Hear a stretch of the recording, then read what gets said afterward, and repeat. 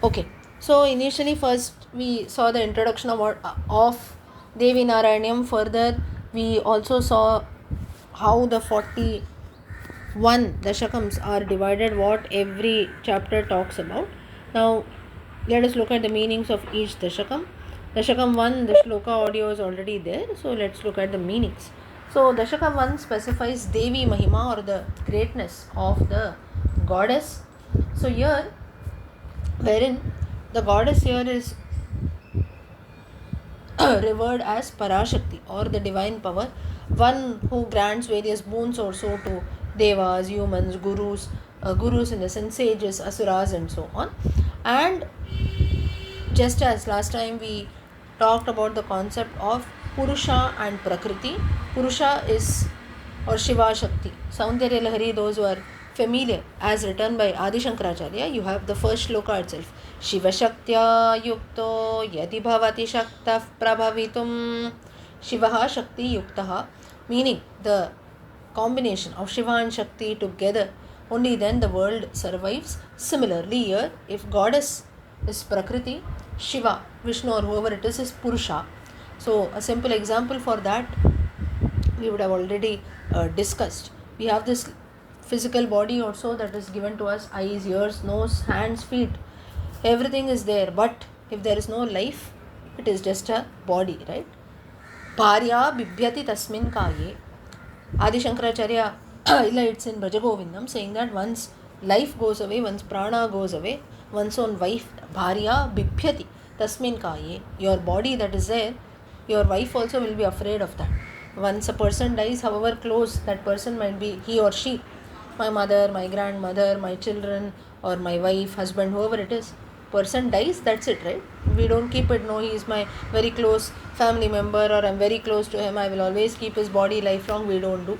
The body has value only till prana is there inside. Therefore, the goddess or Parashakti is referred to as the prana, or the life strength which is there in all of us. So Purusha, you can compare it to the physical body that is given to us, but if life is not there, if strength is not there, it is useless. So if Prakriti, or if the goddess power is not there, it is just a piece of body.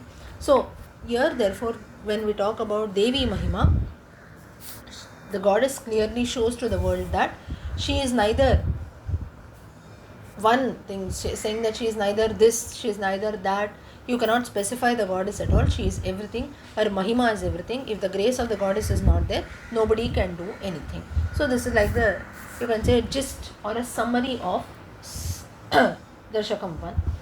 Further, Yasmin idam yata idam, wherein the poet, he starts praying to the goddess and says that from the goddess itself this world has originated, this world exists, and what all we can see around, everything shines. There are few things which we can see with our naked eye, few things which are invisible. So whatever we can see today is a form of the goddess only. And even things, say for example like our mind also, yad bhati cha, meaning something, many times it happens that we cannot see something with our naked eyes, but we feel things, right? So that also, all those good thoughts or any thoughts that come to our mind, everything happens due to the grace of our goddess. Everything is ruled by the goddess. Moreover, further, the poet continues saying that, tells the goddess, you are not a specified form at all. You are not Nastri Puman, you are not a man, you are not a woman, you are not a goddess, you are not a Rakshasa also, a ghost form, nothing. But you are the one who does not have a beginning, you don't change, you don't end also, and after all, this entire world or entire universe that is there is shining because of your glory. So basically, if you look at this explanation, the poet initially tries to tell here in this chapter that Dashakam 1, that everything, each form of the goddess is everything, right? You cannot specify, like only in the temple I can see the goddess, or in one part the goddess can be seen. Everywhere in the universe, the shine or the glory of the goddess is shining. Further, Rupam Nadepi, meaning due to the power of the goddess or due to the strength of the goddess, she does not have a particular form, but For bhaktas like us, for devotees like us, she assumes various forms, she takes various avatars, she dances like an actress also. And there what happens is, very very beautiful description, shloka number 3. वर्ष वर्षाणि ते सरसनाट्यकला विलीना भक्ता अहो सहृदया क्षणवन्नयन्ति. Wherein, when the goddess dances like an actress or so, in that we who witness these dances, we devotees, we are good-hearted devotees. Here it is very very important. Bhakta aho sahridaya. Now, if the mahima of the goddess has to be known, definitely we devotees also should have done some good karma also. Only then the goddess will shower her grace on all of us. So therefore, when the goddess dances like an actress also, we good-hearted devotees, or you can say we sahridaya, we devotees having faith, watch the dance of the actress, who's actress here, the goddess who's there, and fill our hearts also. And when we look at the glory, or when you think deeply over the grace of the goddess that is being showered on us, we just keep wondering, what a wonder, what a wonder, we just keep thinking. Now, for example, you take our own experience of learning Devi Narayaneeyam also. Today, if you are learning Devi Narayaneeyam, today if you are even listening to the meanings also, let it be from your end you are listening, or let it be from my end, I am telling whatever little I know. But the point is, out of crores and millions of people, a few of us, maybe hardly about 150, 170 of us, we have been chosen by the goddess, and of course many more if they are listening through audios also. It is known that the goddess has been kind enough to shower her grace on all of us, right? If you think deeply over this, firstly, self-interest. You might feel, no, it was something new to me, I felt like I should learn this, so I joined. So why should we talk about grace and things like that? But that thought to come inside our mind, that interest to develop. There are so many things in which interest can develop, right? But if in this interest comes in, that also has to be the grace of the Lord. So here, just as when the goddess dances and we devotees are looking at her dance, similarly, out of when Devi Narayaneeyam or texts like that are there, if the goddess has chosen us to chant, it is again her grace. So we have to just feel surprised over it. This is something like a wonder also. For the Rupanusari, the goddess assumes various forms. People regard the goddess as everything. So it can be god, goddess, there is no differentiation at all. And when the goddess assumes a form of a Devi, at that time, that is a female Strilingam form, people call out the goddess with names like Uma, Lakshmi and Saraswati. And when the goddess assumes the form of a Deva, a god, they take names like Shanmukha, Shiva, Achyuta and so on. So the goddess is everything. Further, Tvam Brahma Shaktirapi. Tvam Brahma Shaktirapi. But further continues, he says, your Brahma, your Shakti, your Vishnu, your Rudra, you take up the process of creation also, you maintain the universe, you take up the responsibility of destruction, and at the same time what you do, you act like a queen. So just like by your orders also, everything keeps functioning in this world, but at the same time you show your mercy, you show your karuna. Subhru nijajnayaiva bhakteshu bhakteshvananya sharaneshu kripavati cha. Though you are a great queen of the universe, ruling over the universe, but at the same time you shower your grace, you shower your compassion on innumerable devotees who don't have any other support to depend except for you, O goddess. So all those who have surrendered to you, you shower your ultimate grace on them. Just as Mata karoti tanayasya, just as any mother would always do good for her children, similarly, O goddess. And many times it happens that a mother, not only the goddess, any mother in the world, when she does some good acts or good things for her children, she might have to face some dukkha, as well as there will be some happiness also. So whenever a mother's child, any mother's child also does good, the mother always feels happy. At the same time, if the child, something bad or evil happens to the child, she feels bad. So at the same time, you are also like that, O goddess, you are also full of compassion. Now for this, you have few references from the Ramayana also, wherein Just as Hanuman, it is believed that it is said in few folklores, Hanuman is said to be a Naishtika Brahmachari. He was never into a relation or so, or never he had the Grihastha life. Of course, there are some references which tell that Hanuman was married later, but as such, he was a Naishtika Brahmachari. So he didn't. Now, if you are not into that phase, say for example, few of you are married also, right? So you have that experience. But until and unless you don't live a life of a grihastha, it can be anything. Until and unless you don't get that particular experience, you are not used to it, right? Or you will not know. Still, there will be people who say, no, this is very difficult, that is very difficult.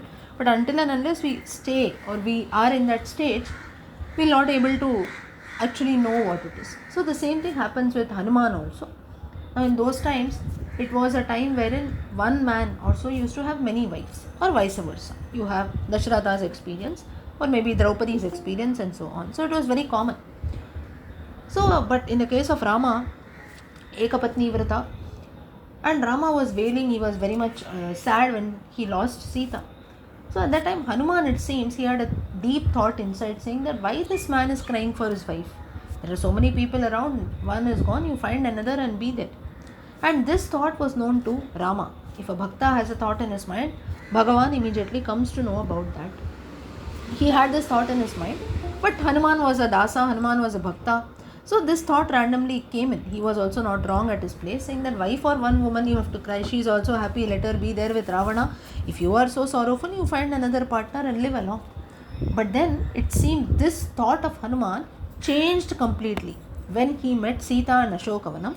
Let's not go too much into the details, but the point is, immediately when he looked at Sita, Valmiki Shloka comes in, wherein in the Sundarakandam reference, I think Sundarakandam reference, he says, Valmiki describes how Hanuman said, till this minute, all this thought that was coming to my mind saying that Rama is a fool or so, thinking about Sita alone, it has completely changed. For Rama, there is only one Sita who is there, and in fact from this minute onwards, more than Rama, bhakti for Sita has increased because Sita had everything in her hands, right? She had the luxuries of the Lanka, she had Ravana who was calling her and so on, but still she did not give up, that too for 9 months or so with no hope at all.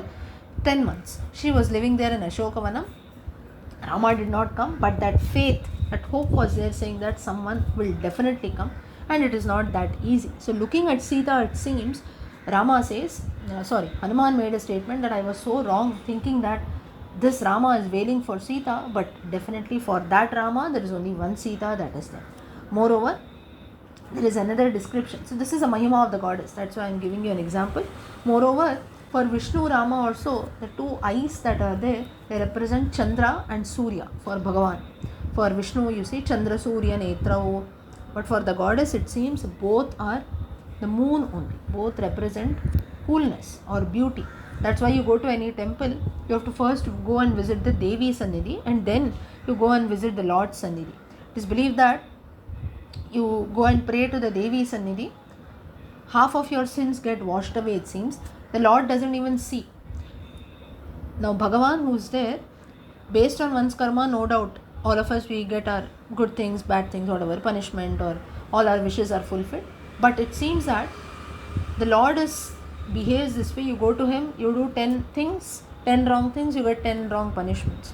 You do 10 good things, you will get the reward for that. Whereas, if you first go and visit the goddess's Sannidhi, it seems that the goddess tells the Lord that there are these devotees who have come, they are our own children, you please forgive their mistakes. That doesn't mean that we will not bear our karma, but at least the intensity of punishments will reduce, it seems, or many times they are even forgiven.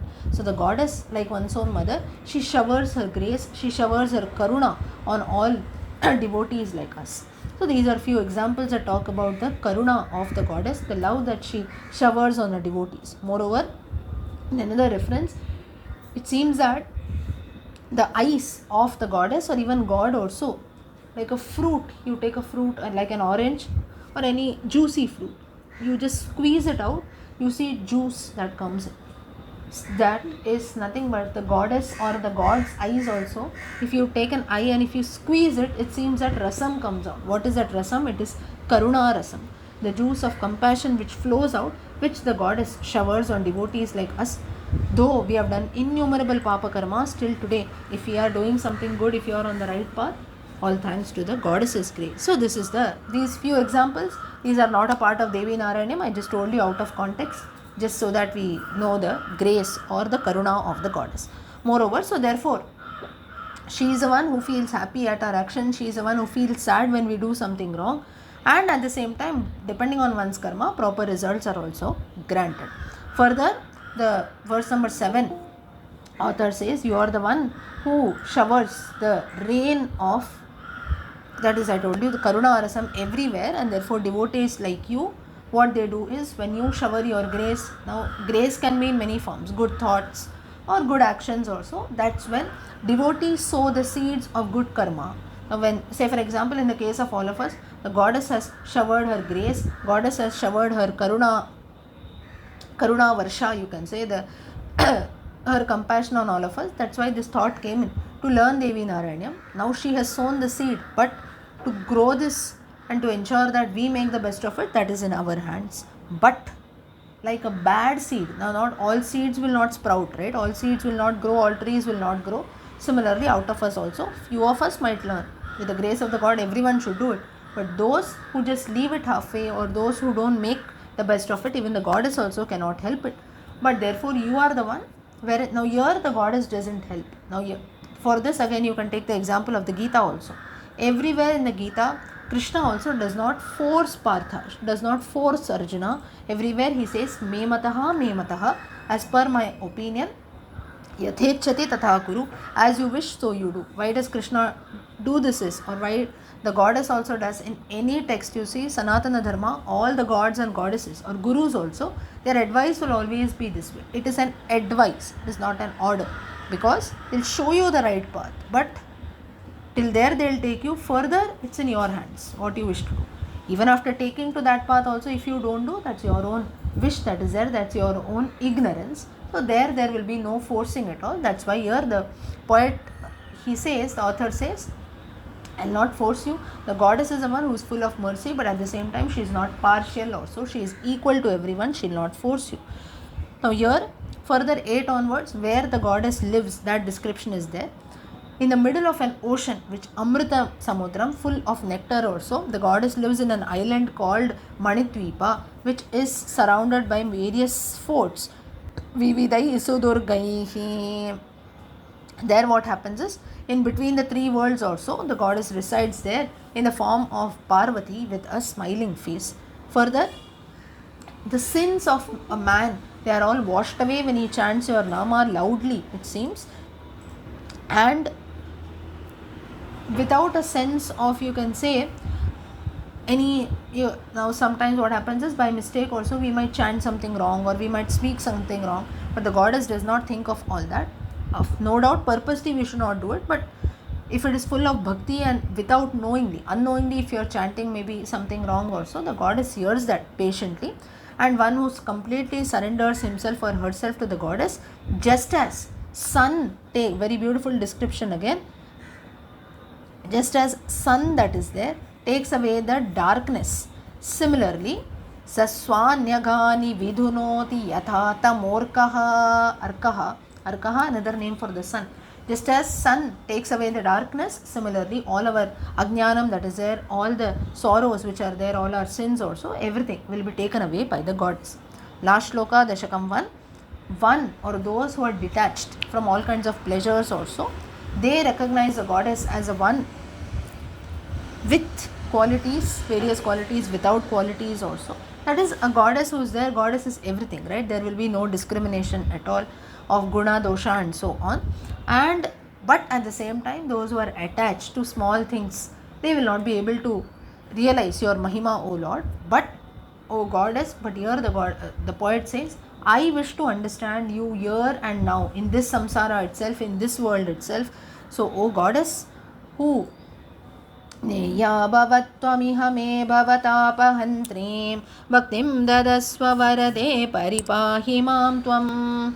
So goddess, you please bless me with devotion, you please bless me with bhakti, so that I'll be able to chant your nama more and I'll be able to know about your Mahima also. With this, Dashakam 1 comes to an end. Jagadamba Arpanamastu. Dashakam 1 concludes wherein the Nambudri who is there, the Bhakta, he says that you please take care of me.